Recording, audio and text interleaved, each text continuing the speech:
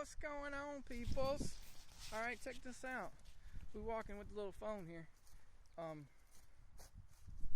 Let's see if I can get it right. What I'm doing is I'm charging the battery on my Durango with solar. Now, I found that, you're looking at solar chargers and stuff, they're so expensive. This guy right here is $12. $12. Okay? It's a constant current, constant voltage buck charger. That's B-U-C-K. Don't play with me. B-U-C-K, buck charger. Constant current, constant voltage. It usually says CCCV charger, buck charger, B-U-C-K. You could put in anything between 5 and 30 volts. Or actually 0 in actuality. Anything up to 30 volts. And get out anything up to 30 volts. Now you can't get out more than you put in, okay? So if you want it to be 5 volts and you put in 1.5 volts, it's not going to get out 5 volts. It's going to put out 1.5 volts or less, okay? And this one does up to 20 amps. I've used it up to 20 amps. I feel it's a little small for that, but I have used it up to 16 amps. I've powered HF radios with this guy. And it does work. With the 2 solar panels at about 5 amps each, that gives me about 10 amps, and I can run my HF radio directly from the solar on the 5 watts, low power. So that's it's pretty awesome. I've charged lead acid batteries with this guy, 14.5 volts out, and you can adjust the voltage and the current back here. So what you do is you take the meter and you set it to volts, DC volts, okay? And then you got this one there, you got that one there. I'm trying to be one-handed here. It's not really working that great. Okay, 13.71 volts is what it's doing right now. But what you do is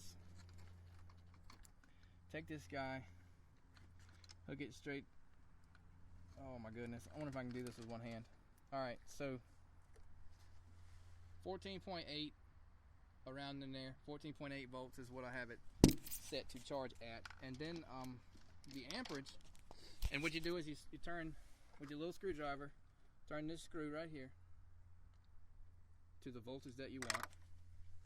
And then you do this. Check this out. Use your amp meter, right? Amps, DC amps. Hook that guy on there like that, okay? And then you just dead short this thing. Let me get over here where you can see. And you just dead short this guy. See that? 15 amps, 16 amps, somewhere around in there. And you adjust that with the back screw, right there. And so I got it set at 14.8, 16 amps. And the solar panel is putting that out. It is. But that's with no load. Okay. So I'm going to hook these back on here. This battery, when I started, was 1.3 volts, I think. And it's a 12-volt battery. So, as you know, that's not good. It's probably done for. A traditional charger will not charge this battery because this battery is dead. It doesn't have enough voltage for a traditional smart charger to charge it. But it started out taking 0.8 amps in the beginning here. It was about 40 minutes ago. And it'll go up and down. It's 14.6665, around 14.6. I'm sorry, 4.6 amps. And it's been going up about 0.1 amp every 5 or 6 minutes. So it is charging, and well, we'll see. That's what I got set up. In series there. Now that's parallel with the solar panels. So it's 12 volts at about 10 amps. Actually, it's 16 amps. It's actually putting out 16 amps with no load. But with a load here, it's the battery is taking 4.6, 4.5 amps. And that's enough to charge it. A trickle charger that you would buy as a 2 amp charger is only 2 amps. So that's what I'm doing today, kind of playing with this. And it has worked. I hooked it up to the lawnmower battery with the same issue. The lawnmower battery was it wasn't pulling any current at all, and I couldn't charge it with the battery charger. It wouldn't do it. It said bad battery, and so I left it hooked up for about 2 days. And I only put it. I think I maxed that out as 8 amps, so that's the most it would take. And I only used one solar panel, so in reality it was only getting about 5 amps max. So but I had it at 14.5 volts also, and about 3 days go by and I go out and check it, and the lawnmower cranked up. So it's a really cool thing. It's a really cool thing. So you can these little buck chargers. If I were to set this thing at, and you take a laptop charger, an old laptop charger, and if you hook that laptop charger, you cut the plug off of it because you don't need it anymore, right?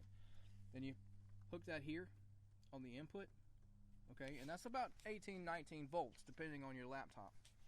Then on the output, hook 2 little wires, and your 18650 batteries, I don't know, for your flashlight or your vape, the 18650 batteries here, 3.7. Now you charge these at 4.2, so you would set the voltage at 4.2 with your meter, and then dead short it, set the amperage at 1.6 or 1600 milliamps, 1.6 amps, and it will charge your 18650 batteries. There's a light on here that's red, and what it'll do is it'll give the voltage that you want it to have, and it'll give that voltage, and if the battery will draw, it will let the battery take the maximum that you set.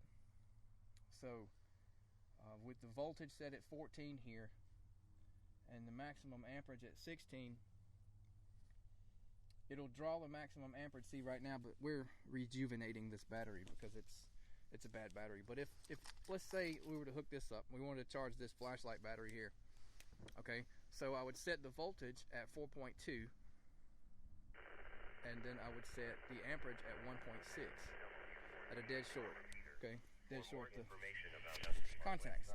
You set the voltage at 4.2 and the amperage at 1.6, and what it's going to do is it's going to output 4.2 volts, and the battery is going to take up to 1.6 amps. And what's going to happen is it's going to start at 1.6 amps because it's a dead battery, and as it charges, the amperage is going to go down until it gets to 0.0 amps or 0.1 or 0.2 until it's charged. When this battery can't take any more amperage, it can't take any more current, and the voltage is 4.2, it's fully charged. The light will turn blue and you're done. It's pretty cool. It's kind of complicated, but there again, it's not. You set the voltage and you set the amperage, and then you let it roll. So, hope you guys had fun listening to me ramble. Peace, love you.